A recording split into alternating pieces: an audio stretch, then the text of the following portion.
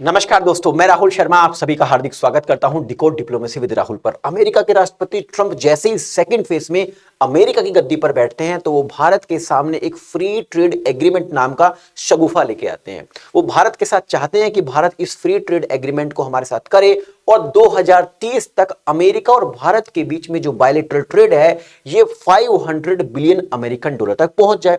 बस भारत भी तैयार था इस एग्रीमेंट के लिए, लेकिन जैसे ही भारतीय अधिकारियों ने पाया कि इस फ्री ट्रेड एग्रीमेंट में अमेरिका के राष्ट्रपति भारत का एग्रीकल्चर मार्केट और डेयरी मार्केट अपने देश के मार्केट के लिए ओपन कराना चाहते हैं, तो भारत इस फ्री ट्रेड एग्रीमेंट से पीछे हो गया। बस इस बात से अमेरिका के राष्ट्रपति ट्रंप इतने नाराज हुए कि उन्होंने भारत पर 25% रेसिप्रोकल टैक्स की अनाउंसमेंट कर दी।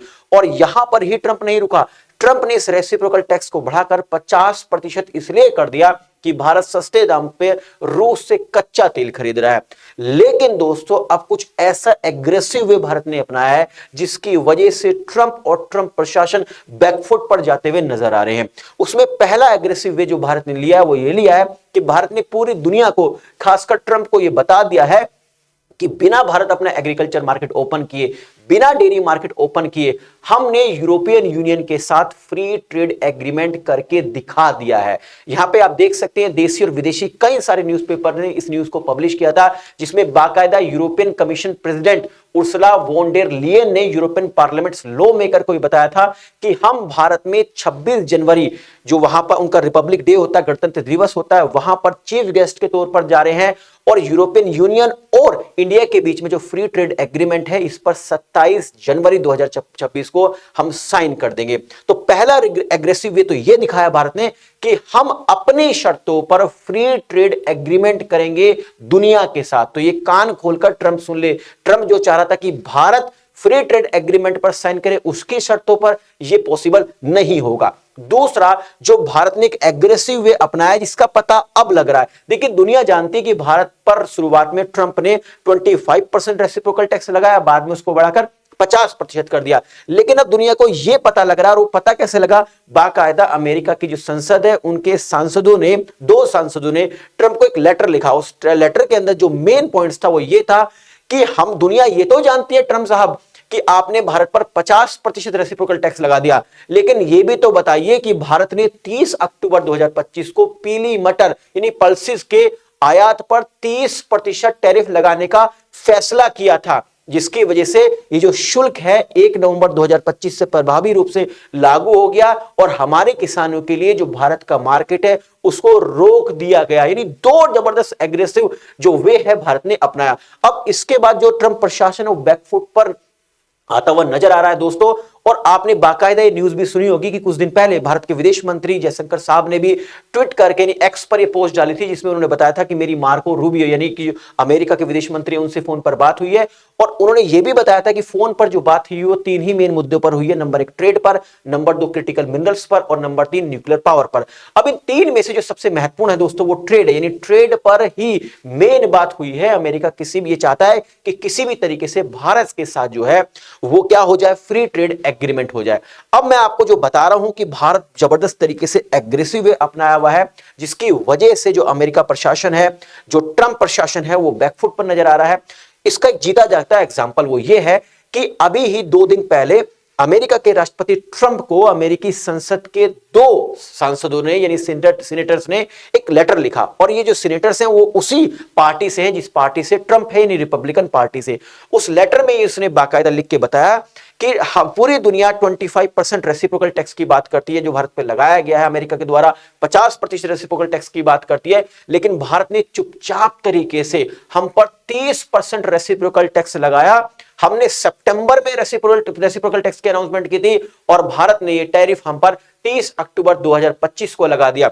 बाकायदा उन सीनेटर्स ने यह बताया ट्रंप को कि भारत दुनिया का सबसे बड़ा दाल का खपत करने वाला देश है, मतलब विश्व की कुल दाल का 27% हिस्सा भारत खाता है। यानी भारत एक बहुत बड़ा मार्केट है अमेरिका के लिए और उसी मार्केट को भारत ने बंद कर दिया है अमेरिका के लिए। इस लेटर में यह लिख के बताया है कि भारत ने 30 अक्टूबर 2025 को पीली मटर पर 30% टैरिफ लगा दिया है और ये ड्यूटी 1 नवंबर 2025 से लागू है। तो यहां पर इन दोनों सांसदों ने रिक्वेस्ट की है ट्रंप से कि आप नेगोशिएशन टेबल पे जाइए, भारत से बातचीत कीजिए और प्लीज इस टैरिफ को हटवा दीजिए, वरना हमारे किसान मारे जाएंगे, हमारे किसानों के लिए मार्केट ही नहीं मिल रहा है। अब सवाल उठता है कि अमेरिका इतना छटपटा क्यों रहा है कि भारत के अंदर किसी भी तरीके से अपनी दालें भेजें, अपनी पल्सेस भेजें एग्रीकल्चर मार्केट्स को अलाउ करने के लिए। तो उसका एक मैं कारण बता देता हूं। देखिए, अमेरिकी पूरी दुनिया की मात्र 2 से 3% ही दाल पैदा करता है। उनकी जीडीपी में एग्रीकल्चर का 1% हिस्सा है। ज्यादातर उनकी जीडीपी में मैक्सिमम जो पार्ट आता है वो सर्विस सेक्टर से आता है, और जो दाल का हिस्सा है जीडीपी में वो 0.1% है। फिर सवाल उठता है कि वो दाल को भारत में क्यों बेचना चाहता है जब उनकी जीडीपी में इसका इतना बड़ा रोल नहीं है।